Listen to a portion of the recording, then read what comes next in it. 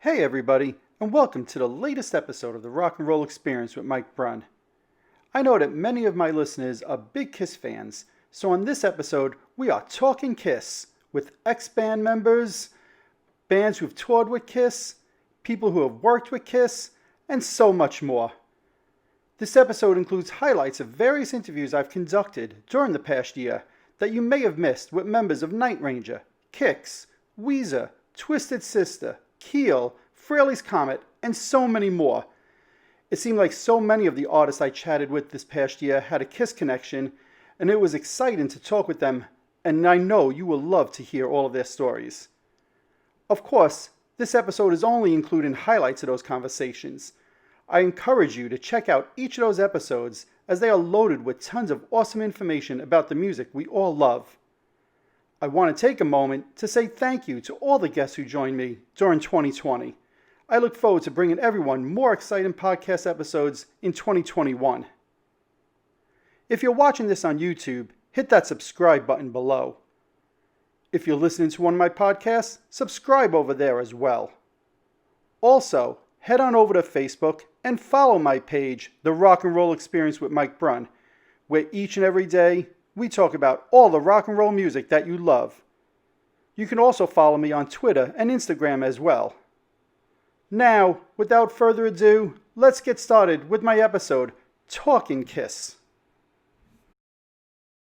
Now, in the 80s, I'll say my two favorite bands were KIX and KISS. Right? Those are my two favorites. And I never actually knew until maybe like 10 years ago. You guys actually opened the show for KISS. Do you remember anything about that show? I remember everything about that. We were in Houston, Texas, playing a club, and we got a call from our agent and said, how would you guys like to open for KISS in Pittsburgh?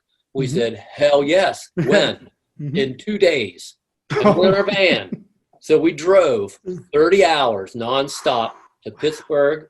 We got in about 6 in the morning, got a couple of hours sleep, went to the venue. Gene and Paul come into our dressing room with our Midnight Dynamite album, saying how much they enjoyed it, welcomed us to the show. It was a makeup show for them. That's why it just came out of nowhere. And it was one of the most incredible experiences, and the show that they put on that night was amazing. So that was that's an incredible memory. The last 10 years also, besides just the various festivals, there's also these music cruises, and you guys have done the Monsters of Rock cruise, and I know you guys did the KISS cruise, which to me, I was on that, and you guys, every show that you guys did, I think you did 3 that year, were amazing. And I even noticed on your social media, you had posted a picture when you did the video for your new album, and on the wall, it looked like you had a KISS cruise, the poster from there. I'm like, that's pretty cool. Yeah. You guys have good memories of that cruise? Oh, yeah. The guys in KISS, they've always been, they've always remembered us and treated us great whenever we see them, hang out and do a show with them here or there. And that whole tour that we did back in '83. And, when we did that tour, it was like kind of old home week, just hanging out with everybody. And, they're just great people, and they really know how to they really know how to make money. Absolutely. They monetize over everything from all the merch things they do, and then my buddy Jim Cara, who makes my Brad Gillis Fernandez copies, I know who you mean. which I've sold quite a few, exact replicas of my Bubba, my original '62, and then cleaner versions. Anyway, he was doing all the Gene Simmons basses. Yep. And they sold like 78 basses on that cruise.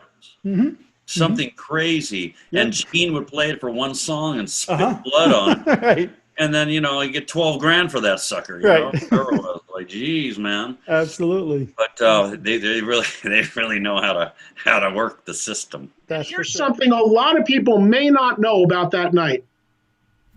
Under the table between my leg and Ace's leg was a guitar. Ace was supposed to go up and play in the closing jam.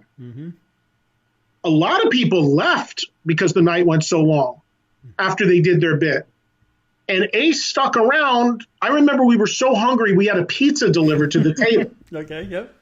Food. It was late. And he wouldn't leave because he wanted to do the jam. They were going to play Highway to Hell and close the night. And while we're sitting there, and the 5th member of Springsteen's band talking for an hour. And by the way, the Rock and Roll Hall of Fame induction committee is run by Springsteen's manager. Yep, I've got it. someone comes over and taps Ace on the shoulder, and I look, and I'm looking at him, and I just see Ace go, and he turns around to me and goes, let's go. And I go, he grabs the guitar, he starts walking. I go, whoa, where are you going? And he goes, they're overtime. They killed the jam. It's not happening. And I was just like, you got to be. And the funniest thing about that, this is crazy. The statue, the Rock and Roll Hall of Fame induction statue, Ace left on the table. Oh, don't really? Yeah, we're in the hallway, walking through the back of the Barclays Center, and I stop and I turn around and I run back and I grab it, and I come running back and I catch up with him, and I have this photo somewhere. I got to find it, but it was so ridiculous that I turned real quickly like this. I held Ace's statue.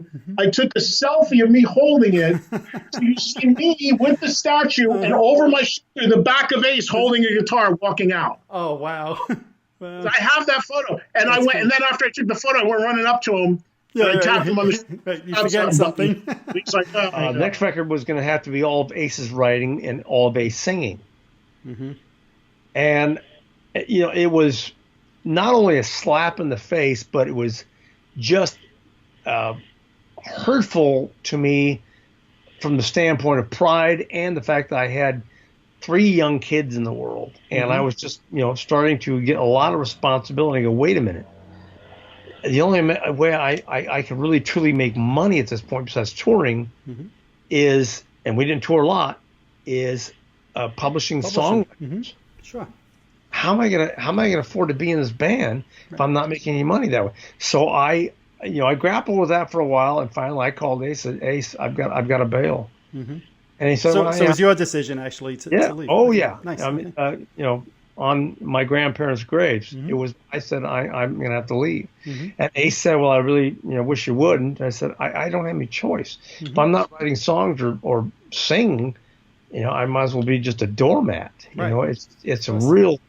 I got to go ahead and take the gamble and pursue something else, which I did. A whole nother, Jesus, years of stories there and in my book. But I left the project, and it hurt Ace, and I didn't mean to hurt him, but it's always been about business for me, and it's business for him as well. But I think he wanted to try to keep the nucleus, but that wasn't to be. And then I started hearing the stuff that we let him go because he brought too much keyboards into it, and like I said. Not the case. Limelight was an old church, so it had that big I've been there a number of times. I just wasn't there that night. So the visual you can picture. Yes.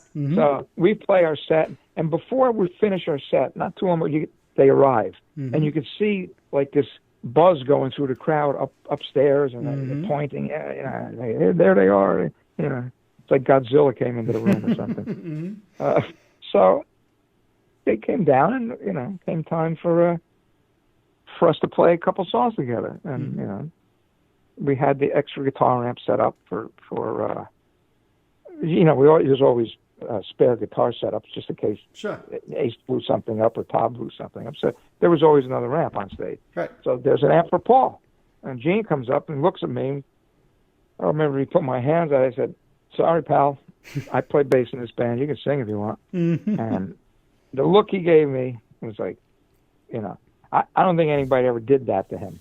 And not that I did it, but believe me, if the previous stuff hadn't happened and what he tried to pull, and the audacity of somebody to just think he can slap his fingers and you jump, I would have been happy to hand the bass over. Right. I've done it before. But I just figured, you know what you did was really crappy. So you want to sing, play the tambourine, go right ahead, pal. And but oddly enough, I ran into him a few times and not too far after that time that happened, and he was very, very nice to me. Very, very respectful, and so that's my Gene story. And so at that time, I think they were going through, this kind of identity crisis where they had taken off their makeup, and and they were saying, maybe what we need to do is the opposite of everyone else and not co-write with anyone. So as a kind of gag or whatever, he was going around. He did like 200 interviews all over the world where he said, we had to put guards in front of the doors of the studio to get my child out. And that was like his humor. But it really hurt my feelings. Sure. I mean, it was like, why don't you pick on your fucking enemies instead of like put somebody who's like actually helped to put money in your pocket? Absolutely. And so I called Paul. And I said, what is this? Why is he saying these things? You know, and he said, well, Gene is Gene. I can't control Gene, and I said, well, tell him, that, he hurt my feelings and he can go fuck himself. And so a few hours later, I came back and there was a voice message on my voice machine. It said, hi, it's Gene. Sorry. Click. Oh, man. That was the big apology. The only apology he's ever made in his entire life for anything. He gave that honor to me. And how did you feel when he left the message? Did you feel honored? Okay. Oh, no, I cracked up. I got the joke. It's like, when you're young and everything, you get sensitive about these things. And I was maybe a little precious, but, I'll tell you how we reconnected. I was at the Beverly Hills Hotel on Sunset Boulevard. And I always used to go kind of early, on the early side, down to this little, like, amazing retro diner that they have there with this curved counter. Okay. And they have stools, these metal stools that are kind of fastened to the ground that you can kind of twist and turn. So there was no one there. I was sort of like by myself. So I had gotten a New York Times. I was reading the New York Times. And then I started feeling like this funny feeling on the sides of my thighs. And then all of a sudden it was like what was that? I got startled because all of a sudden these big hands were grabbing my ass. And I looked down and Gene had crawled in under all the stools, gotten underneath the stool, and had reached up to grab my ass. Oh my God. And it was like he sat next to me, and that's when we actually became friends. Right. Right. So if Gene Simmons grabs your ass, know that that's like a gesture of friendship. At the end of the video now, you get the video ends and somebody says, hey, do you guys know any Kiss songs? Which is obviously a tip of the hat to the last movie that had the Kiss song, God Gave Rock and Roll to You in it. But the question is, do you guys know any Kiss songs with all the references over the year? It's funny. I think Rivers knows quite a few Kiss songs. And I'll just tell you straight up, I wasn't a huge fan until I had my kids and their nanny who's obsessed with Kiss. He's like a fanatic, Christoph. And that kind of got me to appreciate them more. And I've actually seen them twice now. Yeah, saw them twice. Okay. So yeah, but I don't think we've ever, as a band, played any Kiss songs together since I've been in the band. Interesting, because I know when you guys put out the TL album, my first thought was, with all the Kiss references over the years, here it comes, they're going to do a Kiss cover, and then it wasn't there. You did a bunch of great other covers, but it wasn't there. Well, I think we went for songs that were really big singles, and I think the biggest Kiss single was I Was Made for Loving You. Made for Loving You, yeah. Yeah, and I think Rivers had something else in mind for TL album than that. So like I said before, I'm in Farmingdale, Long Island, New York. And I drive by Adventureland 5 times a week. And every time I do, I'm like, I can't believe Twisted Sister actually played there one time. And I think it was 1979. Had 25,000 people there on the same night Kiss was playing Madison Square Garden 25 miles away, right, to 15,000 people. You mentioned the Kiss tour in 1990, the Hot in the Shade tour. So that's how I found out about the band. I'm a huge Kiss fan. I went to see, it was you, Slaughter, and Kiss. And I didn't know who this band Little Caesar was, but I left the first time I saw you was at the Meadowlands. I left the Meadowlands and I'm a fan. And then I saw you guys, I think 2 nights later at the Nassau Coliseum. So how did you guys get onto that tour with Kiss? Well, Gene Simmons was friends with Jimmy Iovine. And what happened was Winger was originally, it was Winger, Slaughter, and Kiss. And really, Winger and Slaughter were the draws on the tour. They were the ones that were all over MTV. And absolutely. It was an older crowd coming to see Kiss, but the real passionate fans. So when Winger dropped off the tour, ticket sales went in the toilet for that tour. But they couldn't find, so Jimmy spoke to Gene and said, I don't want to get my band on that tour. So they stuck us on the tour. And because Winger had to go back in and their label didn't think they had a strong lead-off single. So they sent them back to the studio. So they went off. And I guess they had a song and they knocked it out really quick, like a week later. And so they were like, well, we'd like to get back on the tour. Well, they committed to us being on there for 6 weeks, but Gene did everything he could to get us kicked off that tour. It was funny because, because any stories you could share? Little inside stories. Yeah, go ahead. Gene and Paul used to, if ticket sales were really bad, you know, say like only like 8,000 seats for like 18,000, they would cancel the show. And what they would do, remember, this is before the internet. Sure. So this is local media and newspapers. They would claim that like Paul got into a car accident. He's okay. He's fine. A couple of days, he'll be back and running. And they'd cancel the date because they didn't want to lose the money. So hysterically, it was funny because we had a couple of days off. We were up in like Rhode Island or something, and we pull in with the bus underneath the, you know, in the arena, and we get off the bus pulls away, and then the limo pulls in, and there's Gene. We're saying, hi, how you been? Then another limo pulls in, and Paul gets out, and he opens the door, and he looks at Gene, and he's like, whew, and like walks past him in a huff. And Gene's like, what? So Paul goes, I'm in a car accident? You don't call? You don't send me flowers? I'm in the hospital for the night? And Gene's like, I didn't know. I thought it was just another one of those. You canceled one of the dates. I didn't know it was an actual car. He goes, no, this time I was actually in the car.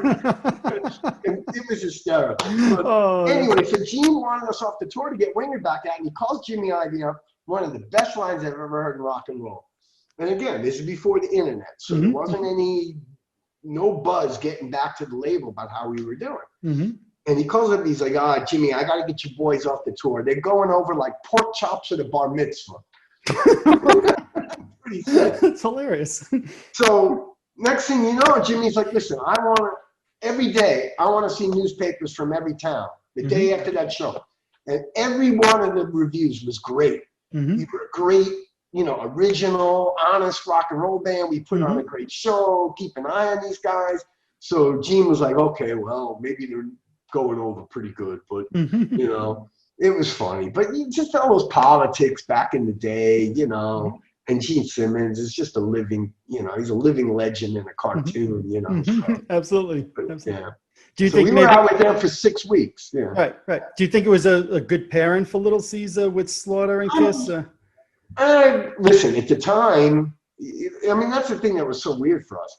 Here we are, like this straight ahead rock and roll band, like the Stones, a Bad Company, AC/DC, Skinner, ZZ Top, and all the other bands were these pop metal bands. Right. So we're more of a classic rock band. And I remember we did a tour once with Jane's Addiction. That did not go well. No, that doesn't seem like a good pair. No, like art rock. And here come the bikers, and the kids were like, huh? What's this? You know? Right. But no, you know, everybody at that tour, they were just rock fans, and they were really welcoming and warm. I mean, the weird thing is, I'd say about 40% of the nights, the tickets would say, band start at 8 o'clock, and Gene would stick us on at 7:30. So like people were just like the arena people were just starting to show up, you know. But again, that's just all those little tricks, you know. Gene would do that. He'd only give you, you know, a third of the lights and a third of the PA, you know, the classic headliner stuff. You know, you got one sound check the whole tour, you know. Oh boy. Okay. So you know. But it's just, hey, man, it's just life in the trenches, you know? Absolutely. I remember going, I'll never forget this. I went to the first, I believe one of the first shows, if not the first show of Revenge, was at Bethlehem, PA. Yep. At Stabler Arena. Yep. Which, from where I live, was not that far of a drive, and I went to a few shows back then. And I remember driving out to that show and getting there a couple hours before this show started and going backstage, and I was in the catering room talking to some people, and Gene walked over to me, and he made a point to introduce me to Eric Singer, to sort of like, you know, because again, I think there was some weirdness flying around then even, and then he said to me, come on, I want to show you the new stage, and the doors didn't open yet, and he had me walk the stage with him. Okay, nice. They showed me the Statue of Liberty and all this stuff. And I never really quite, it was the only time Gene was ever like that towards me. And I think that a lot of it had to do, and I think he even made a comment that it was, he knew that I was hurting, that Eric wasn't there. Eric Carr. He knew Eric was my guy. He knew Eric I was in touch with. Eric got me into all the shows, you know, whatever. And he kind of knew that it was going to be weird for me and emotional the first show, him not being there. Sure. So to me, I always took that as it being Gene's way, because Gene's not the kind of warm and fuzzy guy that was going to give you a hug or whatever. Right. But it was his sort of way of saying, you know, let me show you what we're doing now, and trying to comfort you in a way, right? Trying to comfort you, right? Yeah. I'll never forget that. It was the only time anything like that ever happened like that with Gene. I was very young, and I wouldn't trade it for the world, but I was positive. And Eric and I had positive affirmations, you know, that we posted all over his hospital room from Louise Hay's positive affirmation book, and the doctors would all say, like, what is this? But we repeated the positive thoughts all the time, you know, to heal him. So I was very resentful when we were trying to be so positive and healing, and then they're coming along and taking that away. They're taking away the positive energy by basically treating him like he's already gone, which is what it seemed like to both of us. And Eric was very aware that Eric Singer was being groomed, especially because he and Paul didn't get along. It was he and Gene got along better. Gene was nicer to him, even though Gene thought Gene knew something was wrong. But like I say in the book, Gene thought, well, is it because you miss your girlfriend? Like, right. Yep. What is it? Where he had some Gene had some patience and compassion about it, where Paul didn't. Right. I think Paul had already just decided, oh, he's a jerk. I'd rather have Eric Singer in the band. And Eric Carr being sick was a perfect timing for him to get rid of him. I mean, look at him. I mean, I don't talk about it in the book, but all these years later, he still doesn't speak highly of him. So obviously, you know, he had a problem with him. That's no secret. Which is a shame. It's a total shame. Yeah, it's a shame. It's a shame that he couldn't just let go, because nobody wants to hear anybody speaking ill of the dead or disrespecting someone who's not here to stand up for themselves. And it tarnishes my image of the man a bit. But however, those 2017, 18 Gene shows was some of the best KISS-related shows I've seen in my life. And I know you're saying it's all about the guy, Gene, and you're right. But you guys are the ones that helped pull that off, because I'm sure I could name a KISS song right now. You say, yeah, we know how to play that one. Yeah, we know how to play that one, right? So you guys certainly helped bring that to the table. Thank you. Yeah. Thank you. So, and you know what the thing was? Me, Jeremy, and Phil became friends because of KISS, and that's no lie. That's a whole other story in of itself. But we all three grew up playing KISS songs, and even though we didn't know every KISS song, like I'm not really well versed in the stuff that goes Lick It Up through Asylum, let's say. Okay. But I bought all the records. I went to all the tours. I know the songs, but I never really sat down and learned to play the songs. Right. But I know them, and if he goes, let's do Fits Like a Glove, which we did. Which you did. I know it. Sure, I'll figure it out. We know the arrangement, do that kind of thing. We can pretty much, if we don't know it this second, we'll have it for you in 10 minutes. Right. We kind of pulled the Jedi mind trick on Gene. This will blow the whole thing, but when he would come to sound check, which was a lot, he came to sound check a lot. If he didn't have like an appearance to do or anything that day, he was always at sound check. Right. And so when we'd get word he was here, we'd start playing something we'd want to play, like Ladies' Room or something like that. Yeah. We'd start, and he'd walk in and go, do you guys like that song? We'd go, what are you talking about? Hell yeah, we do. It's fucking great. We love this song. I love this part here. And he'd put on his bass. Right. He'd play along and go, okay. Right. It'd be in the set, not of the next night. Right. Right. And so that was our Jedi mind trick with him. That's great. With Ace, it's a bit tougher. We have to go through the channel with Ace. We got to go through we send it to PJ. Like, what about this song? So we did get in. She and then Watching You was in there, and one of the recent additions, which gave me shit the first time we did it at rehearsal, at soundcheck, talk about hair out down the arms and the spine was when we did the Black Diamond ending. Okay. So after Cold Gin, after that, the ending of Black Diamond. Man, we did that, and he went into the solo, right? And it was which is classic. Chills talking about it, and it was perfect. Yep, it was absolutely. Just I remember looking at Jeremy like, oh my God, right, absolutely. Like, this is Gene and Ace on stage together. What was that like for you as a lifelong fan? You're already playing with Gene at that time, but now you got half of KISS on stage with you. It was hard to pay attention to being on the stage performing for all the people, because all you wanted to do was look at Ace and Gene together. I mean, it was blowing my mind, just like all of you. I mean, it was so surreal. Like, I'm on stage with half of KISS, not only half of, but like in the hierarchy of KISS members, it went Ace, Gene, and then, you know, Paul and Peter might move around third and fourth, but those were my two guys. Right. And to be there for that and in the band is, I will never forget that. I mean, the Australia stuff was great, but that first moment, you know, and that was the first time I met Ace too. It was just like, oh my God, was it really? Because I'd kind of gotten used to Gene at that point. Sure. You know, I've been around him a whole lot by then. But wow, and you know, I don't know, Ace is still a little reclusive, you know, he doesn't really we didn't meet him before the show. We met him on stage and you know, got to snap a photo afterwards, and little did we know what would be happening a year later. Right. It's so ironic, right? But I'll say the first song I ever played with Ace was God of Thunder. Oh, really? Wow. We're in rehearsal, he's getting his tone, and he just started playing the God of Thunder riff. Right. So I just started playing along. Sure.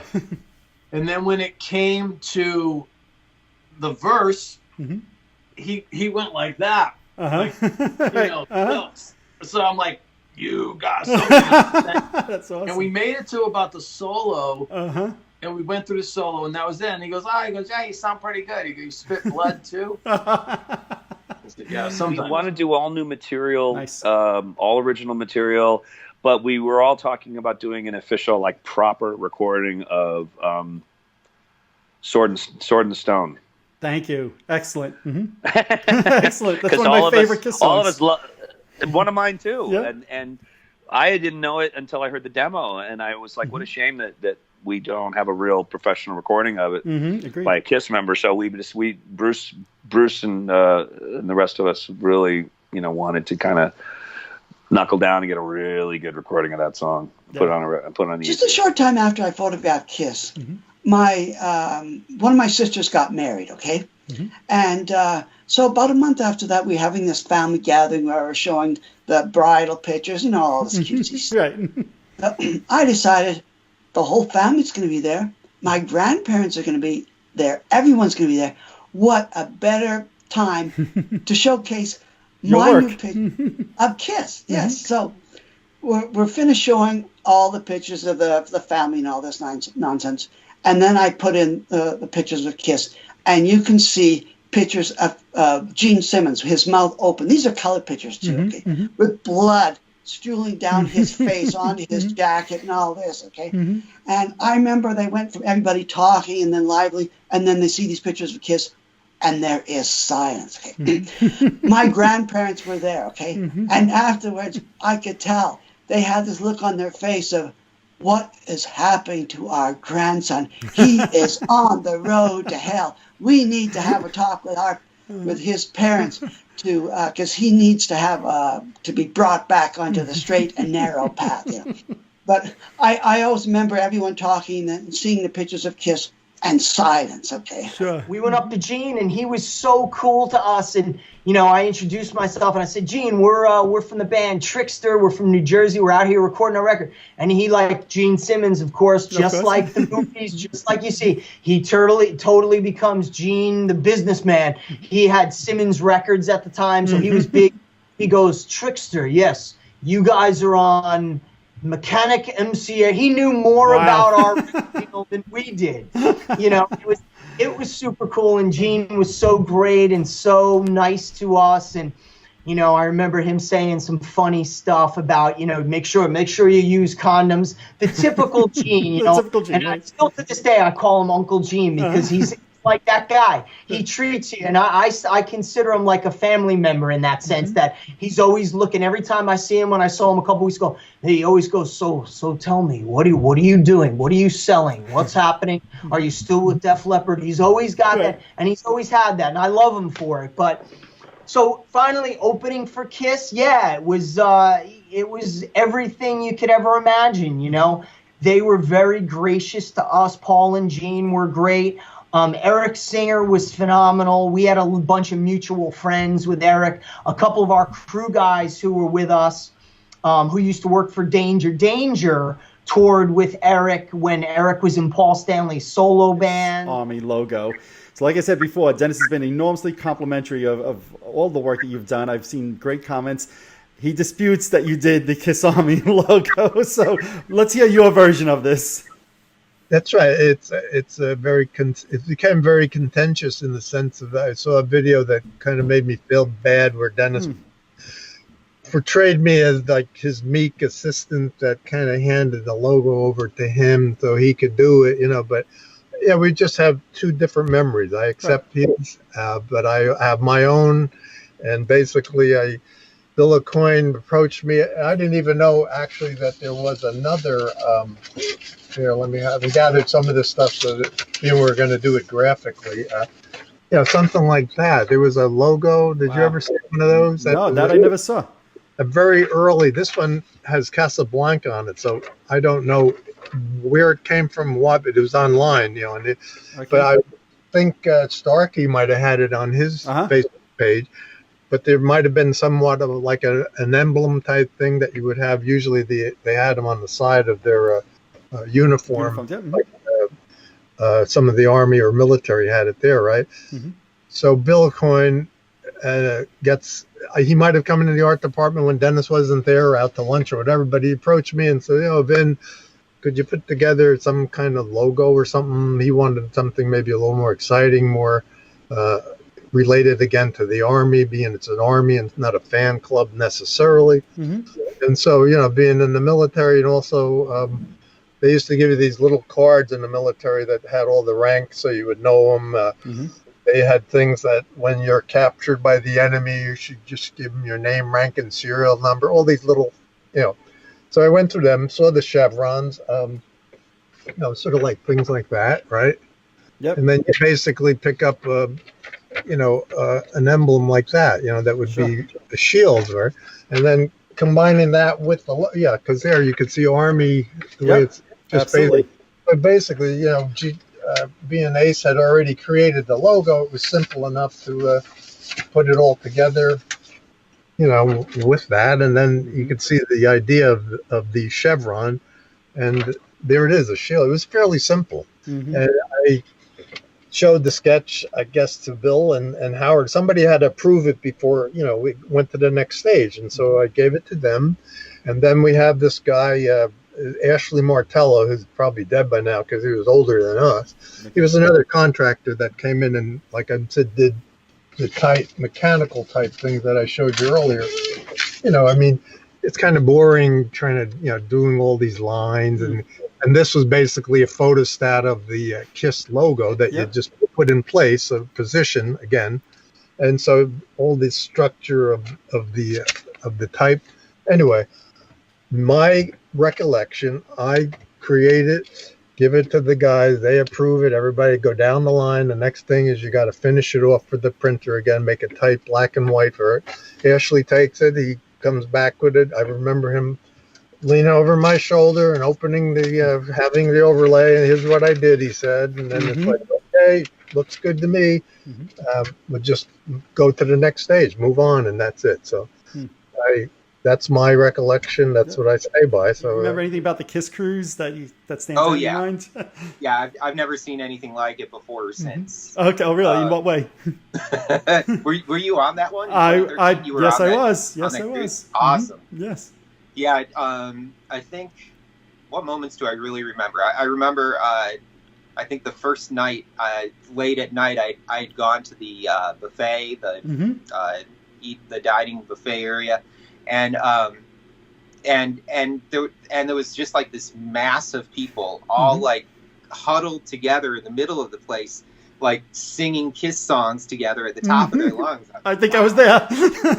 Oh, you were part of that? Probably. Yeah. Singing at the midnight buffet. Absolutely. Yeah. I'm like, wow, this is something. Like, you know, people are really coming together. And other than that, I remember times where I was just walking around random decks, just taking pictures of people's cabin doors. Because how elaborate some of these were. Absolutely. I had a blast on that cruise. But the plan was that the very last song of the night we were going to play Rock and Roll All Night and Party Every Day. So it was us on stage with the people who were involved, and Tommy Thayer was up there with us, and Eric was playing drums, and so it was like we had half of Kiss up on stage with us playing Rock and Roll Every Night, and then both Gene and Paul were sitting in the crowd. Oh wow! So we were playing this song for Gene and Paul. that was the night that I met all these guys. Yeah, that I thought that was a pretty fun moment too. That's cool. I never heard that story before. That's a cool story, and it must have been nerve-wracking. I'm thinking with Paul and Gene sitting there. I mean, I always think that's nerve-wracking whenever you see Hart performing a Led Zeppelin song, and there's some of the guys from Led Zeppelin watching. I'm always like, that's got to be so nerve-wracking on a musician to have the original artist watching as you perform their song. Oh yeah, I guess depending on there's no keyboards on the original version of Rock and Roll. That's true. Maybe the pressure was off because of that. I'm like, it doesn't matter what I play; it's not going to be what was on the album anyway. That's a very good point. So then he said. He said, "Oh, why don't you write a song with me?" And I was like, "Oh, okay, for Kiss." And it was like, "Yeah," because they're getting ready to make a new album called Dynasty, and then I said, "Okay, yeah, but you have to write a song with me for Desmond Child and Rouge," and we did that one first called The Fight. The Fight, great song. And we recorded it, and then we got together and wrote "I Was Made for Loving You." All right, so the Fight came first? I think that I got the better end of that bargain. He really liked my jacket. So that broke the ice really well because he said he wanted my jacket. Okay. But he was definitely not a fan of the keyboard. And he used to ice skate around the stage. He'd put his hands behind his back and like slide his feet along the stage. Every time the sound man asked me, "Could you give me a little keyboards?" And I'd start to play for the sound guy. I'd be coming through the PA, and Gene would start ice skating because that's what keyboards meant to him, right? Yeah. So, but it was all in good humor. I knew he didn't really like the keyboards, but he definitely couldn't deny that they were there on the record. Right. And they weren't going to play the tracks, and plus, I played on every song whether there were keyboards on it or not. And part of what I was doing in those songs was helping him to be more free to run around and do his show. So, he got used to it. It took a while, but, and we definitely butted heads a couple of times about a few things early on. But for the most part, my time there was always a lot of fun, a lot of laughs. Those guys, have that New York sense of humor, and, of course, so do I. And so, it was always a lot of fun. Now, during those rehearsals, I always found this fascinating as a Kiss fan. The Crazy Nights album, one of the singles and videos was the song Turn on the Night. Do you remember, did you guys ever rehearse that? Was there a reason you guys didn't? Yeah, so you did. Oh, that's fascinating. So why didn't you do it live? I think it was a really hard song. I think the vocals must have been really high or something. They were, was one of those. And it was just the kind of thing that, standing there looking at an 8-month tour, having to do it 5 nights in a row every week, it just was not going to happen. But you guys actually did rehearse it a few times. Yes, we did. We learned it and rehearsed it for the Crazy Nights tour, and it never made the cut. I don't think we ever played it live. No, I don't think so either. And Maria, so Kiss fans may not realize, but you actually sing background vocals on Paul Stanley's '78 solo album, right? On the song "Move On," is that correct? Yeah. So I'm assuming that came about through the friendship, but could you tell a little story about that? I don't have any stories about it, particularly about that thing. But I know you love Kiss. I always thought that, you know, Paul and I looked alike because we have white skin and red lips. So and black and hair, big black hair, curly. Big black hair, big red lips. So they were like twins separated at birth. Interesting. So, you know, we had a simpatico. Paul is one of the nicest, most amazing people. I mean, we all still know him. And the band that's an amazing story of Kiss just continuing. Mm-hmm. You know, they just never stopped. They just kept on going. Mm-hmm. And it's an amazing thing that you wouldn't have expected necessarily. You know, he was really talented. I remember going into his apartment one time and seeing his collection of guitars that were behind this, you know, beautiful case that he had made. They all had a little light on them. You know, and he's always been a fantastic person to us, you know, and they're so talented, you know, with or without makeup. But like I say, he and I were like, you know, simpatico. The record company presented me with a list of potential producers, a sheet of paper basically with everybody's name on it, man. And it was the A-list, Michael Wagner and Max Norman and, you know, all these hot cats, Tom Werman, and, yeah, just the list, the Hall of Fame. The who's who, right? The who's who of rock producers. Yeah. And Gene Simmons' name was on the list. Okay. And I just gravitated to Gene's name, and I said, Gene, that's who I want. And at the time, it was not a business decision for me. It was purely motivated by the fact that, first of all, I'm a huge Kiss fan. It's the first concert I ever went to. They were a huge influence on my teenage years. And the fact that Gene was a singer, performer, a musician, an artist, as opposed to a producer like all these other guys on the list, I thought maybe we could relate as, you know, because I wanted to be what he was. I wanted to be a rock star like Gene. I thought and we did. We related really well, and we hooked up that first meeting, and it was off to the races after I sang The Right to Rock for him, and he said, I'm going to produce this record. And then he became my friend, my mentor, and produced those next two Keel albums, The Right to Rock and The Final Frontier, and was a huge influence on my life as a person, a businessman, a producer. I still produce sessions very much like Gene taught me to do it back in the 80s. And in terms of the preparation that you do going into the session, but also the freedom or the recklessness, or I don't know what the word is, but don't be afraid to try anything. Just experimenting after you have your solid game plan in place. And Gene would insert a bridge into a song that we had never rehearsed. Or he said, let's just put this breakdown in here. Give me this kick pattern, and let's just try anything and see if it works.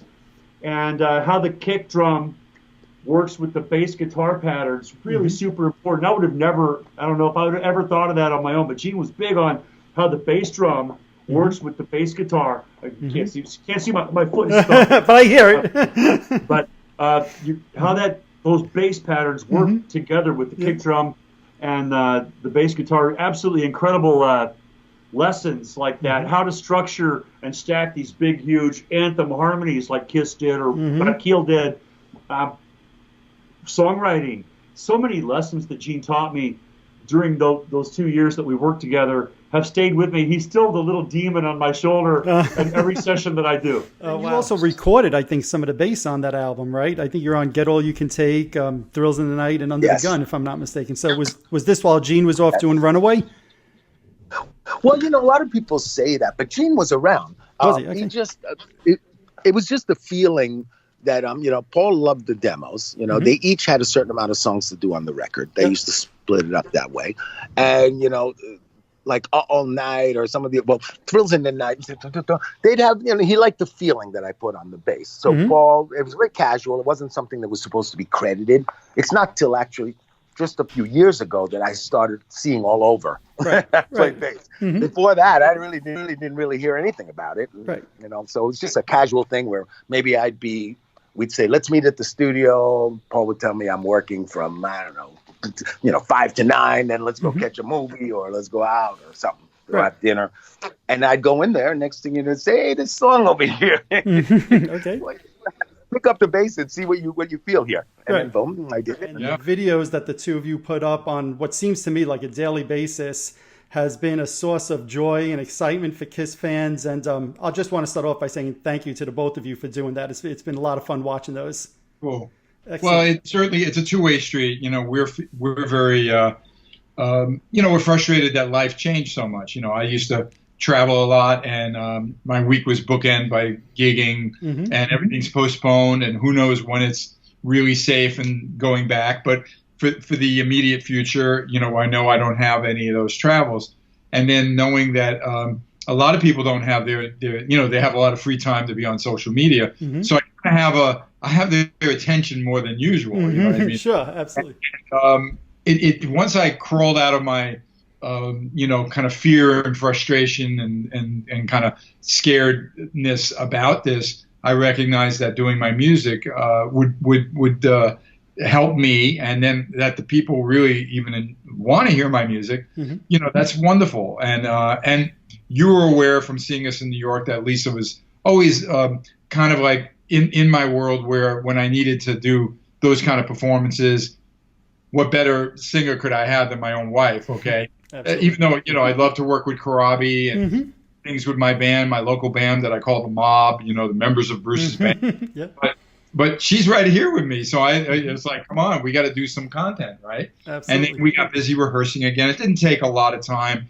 But I do want everyone to realize that, there is a lot of preparation, but that's the process of an entertainer. You rehearse, you go over things.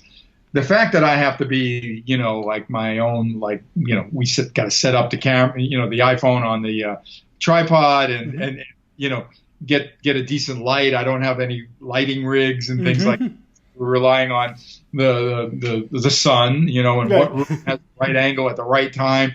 And then I do have an amp for her to sing through. We bought that a few years ago because I did always enjoy the Christmas songs that we always put out. And but this has been a whole growing process of doing things more from the home, and the virus has kind of, and the situation everyone's in, it's kind of been the great equalizer with it. You know what I mean? Because even your very famous talk show hosts and everything, basement, and the production's just like kind of, not quite as amazing. Given the record to a guy named Bob Clearmountain to mix. And the record had been finished, and everybody had been called into the record plant to hear the mixes that Bob made. And I had no idea what to expect. And all I remember, I never heard them other than that moment at the record plant. And all I remember was saying to myself, my God, oh my God, this is wicked, And this is just sheer power. This is what I remember saying to myself at that time. And it knocked me on my butt. Just knocked me right on my ass. And I thought, my God, this is really fantastic. But they didn't like it.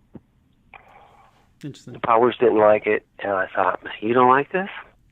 Really? Man, if you don't like this, then I don't know what to say, We're living on two different planets, but okay, it doesn't matter. What's my opinion matter? It doesn't matter.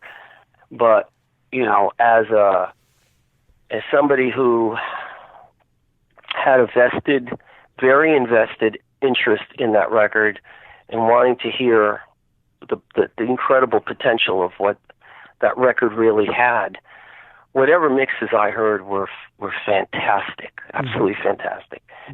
And then I was not there during the final mixes of the record. When I heard it, I was severely disappointed. And I thought, geez, all I hear are drums. There's no power. What happened to those like Mike Tyson punches? I was like, boom, one hit, and you're on your ass. You're knocked out.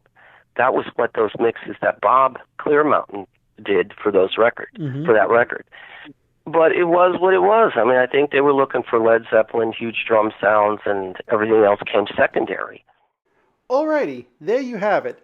Some of the highlights of the conversations I had during 2020 with all different people who had experiences either working with KISS, touring with KISS, or even some of the ex-band members themselves.